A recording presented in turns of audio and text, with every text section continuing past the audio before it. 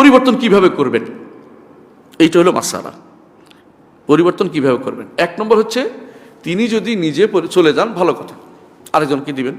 থাকতে চাচ্ছেন না, আমরা শেষ করবো কিছুক্ষণের মধ্যে ইনশাআল্লাহ, অনেক সময় নিয়ে ফেলেছি। দ্বিতীয় হচ্ছে,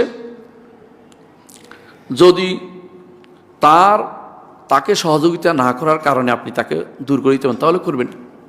সহজে বুঝেন, কর দিব না, কারণ সে অন্যায় করেছে, হারাম করেছে, দেখে এইটা কিন্তু করেন না, মানে আপনি কাউকে আক্রমণও করেন নাই, তাকে পক্ষে সাপোর্ট করেন নাই, এটা যদি পরিবর্তন হয়ে যেত তা আরও ভালো। 3 নম্বর, যদি কোনো তরবারি দিয়ে বা জোর করে কি ক্ষমতা থেকে নামানো যাবে, এদের মতভেদ রয়েছে। ইসলাম বলে ওই পর্যন্ত তরবারি ব্যবহার করা যাবে না যে পর্যন্ত এর চেয়ে বড় ফিতনা না আসে। এখানে একটা জিনিস আছে, সরকার কি মানে ইমামের বিরুদ্ধে কি বের হতে পারবে কিনা কেউ, এটা নিয়ে খারেজ মুখরজ সব মিলে বানাই ফেলতেছে, খারেজি বানাই ফেলতেছে অনেকে, তাই না? যারা ইমামের বিরুদ্ধে বের হয় এরা কয় শ্রেণী? 4 শ্রেণী। এক শ্রেণী হচ্ছে বাগী, তাদেরকে বলা হয়, খেয়াল করেন, যারা এমন সব দাবি দাবা নিয়ে আসছে যেগুলি সত্য নয়, অথবা তাদের মধ্যে সত্য আছে মিথ্যা আছে, দুটো মিলে আছে। এদের ব্যাপারে রাষ্ট্রপ্রধানের ভূমিকা কি হবে বলেন? আমার ওই ফতোয়া হামাবিয়াল কুবরার মধ্যে আজ থেকে 4 বছর আগে, 2-3 বছর আগে লিখে রাখছি, দরকার হলে পড়ে দেখবেন। এগুলি কোনো এখনকার কথা বলছি না। রাষ্ট্রপ্রধান কি করবেন? তাদেরকে ডাকবেন, জিজ্ঞাসা করবেন, পরামর্শ করবেন, যে কাজটা করেছে ওসমান ইবনে আফফান রাদিয়াল্লাহু আনহু।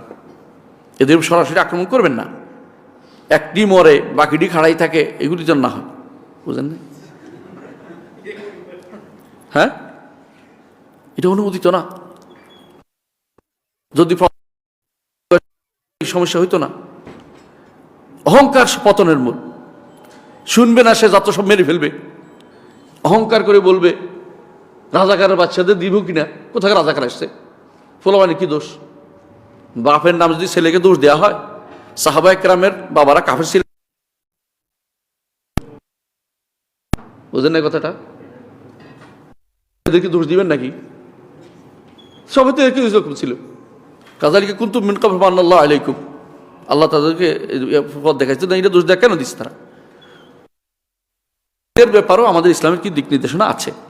যদি না মানে শেষে কি করবে? অনাহুত যদি কোনো করে, যেখানে স্পষ্ট বোঝা যাচ্ছে এরা কোনো হকের উপর নাই, জন্য অস্ত্র ব্যবহার করতে পারবে, কিন্তু বাধ্যতামূলক না, এটা মনে রাখবেন। আরেকটা হচ্ছে খারেজি, হলো যারা ইচ্ছা করে যুদ্ধ করতেছে, এদেরকে নিয়ন্ত্রণ করা ফরজ রাষ্ট্রের, যুদ্ধ করা রাষ্ট্র যুদ্ধ করবে। তারপর হচ্ছে হক কথা বলে যারা, আহলুস সুন্নাহ ওয়াল জামাআহ, হকের পথী যারা আছে, আমরু বিল মারুফ ওয়া নাহি আনিল মুনকার করে, সৎ কাজ আদর্শ কাজে নিষেধ করে, এরা যদি কোনো কিছু করে রাষ্ট্রের এদের সহযোগিতা করা উচিত, এদের বিরোধিতা করা, এদের সাথে যুদ্ধ করা জায়েজ নাই। কথা বুঝছেন কিনা? যদি করে তাহলে সেটা কি হবে? রাষ্ট্র জালেম হবে, তখন মজলুমের পক্ষে আপনাকে থাকতে হবে। জায়গাটা বুঝাইতে পারছি কোন জায়গায়? মজলুমের পক্ষে আপনাকে থাকতে হবে। আর যদি কোনো যারা, এটা আপনাদের এখন ধরে বলেছি, আমি শেষ করবো এক্ষুনি ইনশাল্লাহ, 1-2টা কথা বলবো। 1 নম্বর হচ্ছে, যাদের বিরুদ্ধে আপনি বের হবেন, সংক্ষেপে এতক্ষণ যা বলছি সংক্ষেপে, যাদের বিরুদ্ধে জনগণ বের হয়, এরা যদি কোনো, এরা শাসকরা যদি ইনসাফকার হয়, মুসলিম হয়, ইনসাফকার হয়, তাহলে হারাম হারাম হারাম কোনোদিনই বের হওয়া যায় যাবে না, কোনো রকমের বাগাওয়াত করা যায় যাবে না। যেমন খলিফাতুল মুসলিমিন ওসমান ইবনে আফফান রাদিয়াল্লাহু আনহু, তার বিরুদ্ধে যারা বের সবগুলো হারাম কাজ করেছে, এই জন্য তিনি যুদ্ধ করেন না, কিন্তু কথা শুনেছেন। তিনি চান না মুসলিমদের মধ্যে প্রথম রক্ত প্রবাহকারী হোক তিনি হন, কারণ তিনি ইসলামকে ভালোবাসতেন, মুসলিমদের ভালোবাসতেন। তিনি ধ্বংস করে তো 3 ভাগের 1 ভাগ, আমি বাকি 2 ভাগ নিয়ে আমি রাজত্ব করবো, এরকম নীতিতে কোনোদিন বিশ্বাসী ছিলেন না, বুঝলেন না? 2 নম্বর, কাফের মোরতাদ যদি হয় শাসক, তখন ক্ষমতার উপর নির্ভরশীল, ক্ষমতা থাকলে, এর চেয়ে বড় ফিতনার আশঙ্কা না থাকলে তাকে আপনাকে অবশ্যই তাড়িয়ে দিতে হবে। 3 নম্বর, যদি ফাসেক জালেম হয়, সেখানে আরেকটা শর্ত আছে, সেখানে একটা মত আছে। সেটা কি? একমত হচ্ছে যে তার বিরুদ্ধে দাঁড়াতে হবে। আমরা একটু আগে বলেছিলাম, কার মত সেটা? আবু হানিফা, মালিক এবং শাফির একটি মত। তার বিরুদ্ধে আপনাকে কথা বলতে হবে, কারণ অনেক হাদিস আছে যে তাদেরকে মুখে বলবে সেও মুজাহিদ, যে তাকে কথা, এমনকি ওই ব্যক্তি যাকে হত্যা করা হয়েছে হক কথা বলার কারণে সে আল্লাহর কাছে বড় আফজাল শহীদ, উত্তম শহীদ হিসেবে হাদিসে আসছে। এই জন্য আবু হানিফা রহমতুল্লাহ এই মতের পক্ষে ছিলেন। তিনি এই জন্য নফসুজ জাকিয়াকে সমর্থন করতেন মনসুরের বিরুদ্ধে, কারণ মনসুর মানুষকে হত্যা করতো শুধুমাত্র কেন?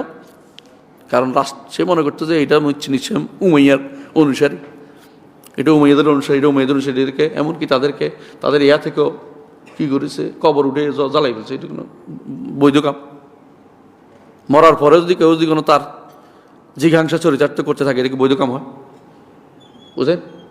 মৃত্যুর পরে কবরে তুলে এনে পুরাই ফেলছে, এরকম আব্বাসীরা করছে, এটা জায়েজ নাকি? এটা জায়েজ নাই।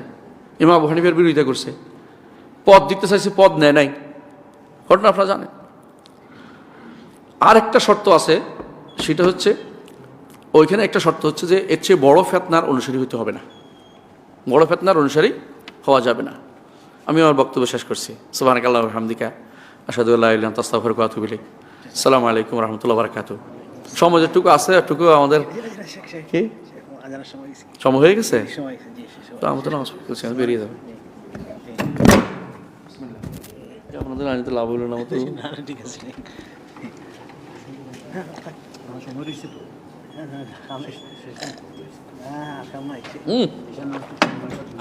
সময় আছে, আধা ঘন্টা আছে, আধা ঘন্টা কিছু হবে না ইনশাল্লাহ। আমিও আলোচনা শেষ করতে চেয়েছি, কেন এটা আপনাদের জন্য ছিল, তো খুতবাতে আসনে বলে যাও। আসসালামু আলাইকুম ওয়া রাহমাতুল্লাহি ওয়া বারাকাতুহু। আলহামদুলিল্লাহ ওয়াসসালাতু